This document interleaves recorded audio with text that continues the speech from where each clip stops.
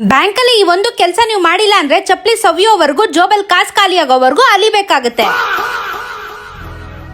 ಇದು purely awareness video, ತುಂಬಾ important ನೋಡಿ. ಬ್ಯಾಂಕ್ ಅಕೌಂಟ್ ಓಪನ್ ಮಾಡಿದಾಗ ನಾಮಿನಿನ ನಾವೆಲ್ಲರೂ ಕೊಟ್ಟಿರ್ತೀವಿ. ನಾಮಿನಿನ ಏನಕ್ಕೆ ಕೊಡ್ತೀವಿ? ಆ ಪರ್ಸನ್ ಡೆತ್ ಆದ್ಮೇಲೆ ಅವ್ರ ಅಕೌಂಟ್ ಅಲ್ಲಿ ಏನೇ ಇದ್ರು ಅಥವಾ ಯಾವ್ದೇ ರೀತಿ ಇನ್ಕಮ್ ಬರ್ತಿದ್ರು ಅದು ಅವ್ರಿಗೆ ಹೋಗ್ಲಿ ಅನ್ನೋ ಕಾರಣದಿಂದ, ಅಂಡ್ ಸೇಫ್ಟಿಗೂ ಕೂಡ. ಬ್ಯಾಂಕ್ ಅಕೌಂಟ್ ಹೋಲ್ಡರ್ ಡೆತ್ ಆದ್ಮೇಲೆ ಡೆತ್ ಸರ್ಟಿಫಿಕೇಟ್ ನ ತಗೊಂಡ್ಬಂದು ಅಕೌಂಟ್ ನ ಫ್ರೀಸ್ ಮಾಡಿಸ್ತೀವಿ.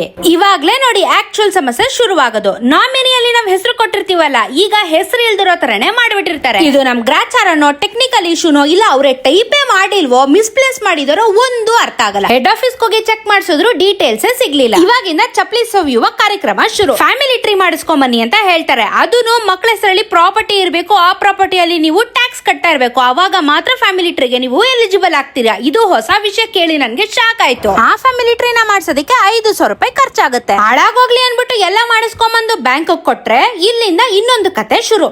ನೋಟ್ರಿ ಮಾಡಿಸ್ಕೊಂಡ್ ಬರ್ಬೇಕು, ನೋ ಅಬ್ಜೆಕ್ಷನ್ ಸರ್ಟಿಫಿಕೇಟ್ ನ ಮಾಡಿಸ್ಕೊಂಡ್ ಬರ್ಬೇಕು. ಅದನ್ನು 500 ರೂಪಾಯಿ ಬಾಂಡ್ ಅಲ್ಲೇ ಮಾಡಿಸ್ಬೇಕು. ಡೆತ್ ಆಗಿರೋರ್ ಅಕೌಂಟ್ ಅಲ್ಲಿ 10 ರೂಪಾಯಿ ಇರ್ಲಿ, 10 ಲಕ್ಷ ಇರ್ಲಿ, 10 ಕೋಟಿ ಇರ್ಲಿ, ಇದೇ ರೂಲ್ಸ್. ತೀರ್ಕೊಂಡಿರೋರ್ ತಿಥಿ ಮಾಡೋಷ್ಟೊತ್ತಿಗೆ ನಮ್ ತಿಥಿನೂ ಇಲ್ಲಿ ಗ್ಯಾಪ್ ಅಲ್ಲಿ ಆಗೋಗಿರುತ್ತೆ. ಇದ್ರ ಜೊತೆಗೆ ಇಬ್ರು ಶೂರಿಟಿ ಕೊಡ್ಬೇಕು. ಇವ್ರು ನಮ್ಗೆ ಪರಿಚಯ ಅಂತ ಹೇಳ್ಬಿಟ್ಟು ಅದು ಬ್ಲಡ್ ರಿಲೇಷನ್ ಆಗಿರಬಾರ್ದು. ಯಾರ ಹತ್ರ ಫ್ರೆಂಡ್ಸ್ ಹತ್ರ ದಮ್ಮಯ್ಯ ದಕ್ಕಯ್ಯ ಅಂತ ಮಾಡಿಸ್ಕೊ ಬರ್ಬೇಕು. ಅದನ್ನು 500 ರೂಪಾಯಿ ಬಾಂಡ್ ಪೇಪರ್ ಅಲ್ಲಿ ಮಾಡಿ ಅಫಿಡವಿಟ್ ಕೂಡ ಮಾಡಬೇಕು. ಅಪ್ಲಿಕೇಶನ್ ಎಲ್ಲ ಬರ್ದ್ಕೊಟ್ಟ ಮೇಲೆ ಇನ್ನೊಂದು ಟ್ವಿಸ್ಟ್ ಇದೆ. ಇಬ್ರು ಮಕ್ಳು ಇರ್ತಾರೆ ಅಂತ ಇಟ್ಕೊಳ್ಳೋಣ.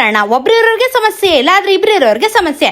ಒಬ್ಬರ ಅಕೌಂಟ್ಗೆ ಇರೋ ದುಡ್ಡನ್ನೆಲ್ಲ ಟ್ರಾನ್ಸ್ಫರ್ ಮಾಡಿ ಅಂತ ಬರ್ಕೊಟ್ರೆ ಇನ್ನೊಬ್ರು ಮಕ್ಕಳು ನೋ ಅಬ್ಜೆಕ್ಷನ್ ಸರ್ಟಿಫಿಕೇಟ್ ನ ಕೊಡಬೇಕು. 500 ರೂಪಾಯಿ ಬಾಂಡ್ ಪೇಪರ್ ಅಲ್ಲಿ ನಮ್ದು ಏನೂ ಇಲ್ಲ ಅವ್ರ ಅಕೌಂಟ್ಗೆ ಹಾಕಿ ಅಂತ ಅದನ್ನು ಸ್ಟಾಂಪ್ ಮಾಡಿಸ್ಬೇಕು. ಇಷ್ಟೊತ್ತಿಗೆ ಒಂದ್ ಚಪ್ಪಲಿ ಆಲ್ರೆಡಿ ಸೌದೋಗಿರುತ್ತೆ. ಇದನ್ನೆಲ್ಲ ಬ್ಯಾಂಕ್ ಅಲ್ಲಿ ಒಂದು 100 ಸತಿ ಕರೆಕ್ಷನ್ ಮಾಡಿಸ್ತಾರೆ. ಆಮೇಲೆ ಆನ್ಲೈನ್ ಅಲ್ಲಿ ಕೂತ್ಕೊಂಡು ಈ ಡಾಕ್ಯುಮೆಂಟ್ಸ್ ನ ಅಪ್ಲೋಡ್ ಮಾಡಬೇಕು. ಆ ಸರ್ವರ್ ಅಂತೂ ಹೊಗೆ ಹಾಕಸ್ಕತಾನೆ ಇರುತ್ತೆ. ಆ ಸರ್ವರ್ ಓಪನ್ ಆದಾಗ ಕೂತ್ಕೊಂಡು ಹಾಕ್ಬೇಕು. ಕೊನೆಗೆ 10 ರೂಪಾಯಿ ಇರೋ ದುಡ್ಡು ನಮ್ ಕೈಗೆ ಸೇರೋಷ್ಟೊತ್ತಿಗೆ ನಮ್ಮ ಹತ್ರ 1,000 ರೂಪಾಯಿ ಖರ್ಚಾಗಿ ಅದಕ್ಕೆ 2 ರೂಪಾಯಿ ಕೈಗೆ ಸಿಗುತ್ತೆ. ಇದೇ ಪ್ರೊಸೀಜರ್. ಬ್ಯಾಂಕ್ ಅಲ್ಲಿ ನಾಮಿನಿ ಇಲ್ಲ ಅಂದ್ರೆ ಇಷ್ಟೆಲ್ಲ ತೊಂದರೆ ಆಗುತ್ತೆ. ಎಲ್ಲ ಮಾಡಿದೀವಿ ಅಂತ ಆರಾಮಾಗಿರ್ತೀವಿ, ಆದ್ರೆ ಅವಾಗ ಹೋಗಿ ಬಗ್ ನೋಡ್ಕೊಂಡ್ ಬನ್ನಿ, ಇಲ್ಲ ಅಂದ್ರೆ ಲಾಸ್ಟಿಗೆ ನಾವೇ ಒಡ್ಸ್ಕೊತೀವಿ. ಇಷ್ಟೆಲ್ಲ ಪ್ರೊಸೀಜರ್ ನ ಕರೆಕ್ಟ್ ಆಗಿ ಫಾಲೋ ಮಾಡಿಲ್ಲ ಅಂದ್ರೆ ಗವರ್ಮೆಂಟ್ ಈ ದುಡ್ಡನ್ನ ತಗೊಳುತ್ತೆ. ಇಫ್ ಇನ್ ಕೇಸ್ ಅವ್ರ ಹತ್ರ ATM ಕಾರ್ಡ್ ಇತ್ತು ಅಂದ್ರೆ ಅಕೌಂಟ್ ನ ಫ್ರೀಸ್ ಮಾಡೋದಕ್ಕಿಂತ ಮುಂಚೆ ವಿತ್ ಡ್ರಾ ಮಾಡ್ಕೊಂಡ್ಬಿಡಿ. ಇಲ್ಲ ಅಂದ್ರೆ ಇಷ್ಟೆಲ್ಲ ಸಮಸ್ಯೆ ಆಗುತ್ತೆ. ಅವಾಗ ಬ್ಯಾಂಕ್ ಹೋಗಿ ಈ KYC, phone number, email address, nominee ಎಲ್ಲ ಇದೆಯಾ ಅಂತ ಸರಿಯಾಗಿ ಚೆಕ್ ಮಾಡ್ಕೊಂಡ್ ಬನ್ನಿ. ಇಲ್ಲ ಅಂದ್ರೆ ಲಾಸ್ಟಿಗೆ ನಮ್ಗೆ ಬಗ್ನಿಗುಟ್ಟ ಫಿಕ್ಸ್. ನಮ್ಗೆ ಓದಕ್ಕೆ ಬರೆಯಕ್ಕೆ ಬಂದ್ರು ನಾವ್ ಇಷ್ಟೆಲ್ಲ ಸಮಸ್ಯೆ ಒಳಗೆ ಸಿಗಾಕೋತೀವಿ. ಇನ್ನು ಏನು ಗೊತ್ತಿಲ್ದಿರೋರ್ಗೆ ಎಷ್ಟೆಲ್ಲ ತೊಂದರೆ ಆಗುತ್ತೆ. ದಯವಿಟ್ಟು ಇದ್ರ ಬಗ್ಗೆ ಗಮನ ಹರಿಸಿ.